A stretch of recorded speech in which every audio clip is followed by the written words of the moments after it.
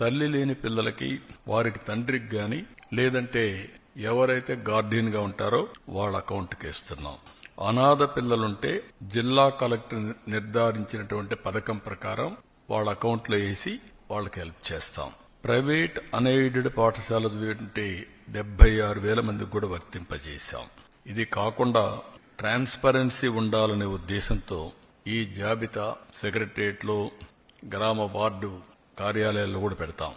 ఎక్కడైనా సరే ఇబ్బందులున్నా లేకుంటే సాంకేతిక సమస్యలున్నా ఇమ్మీడియట్ గా రిపోర్ట్ చేస్తే అవన్నీ కరెక్ట్ చేసి మళ్లీ అలాంటి వారికి కూడా సహాయం చేయడానికి ఫిర్యాదులను తీసుకోవడానికి జూన్ 26 వరకు టైం కూడా పెట్టాం. 30వ తారీఖు తుది జాబితా పెట్టి అక్కడి నుంచి ఇవన్నీ కూడా అమలు చేస్తాం. ఇంకొక పక్కన ఇప్పుడు ఇచ్చింది 2 నుంచి 10వ తరగతి వరకు ఇంటర్మీడియట్ సెకండ్ ఇయర్ కి బీసీల్లో చూస్తే 29,82,000 మంది వస్తున్నారు. ఇంకొక పక్క ఎస్సీల్లో 11,76,000 మంది వస్తున్నారు.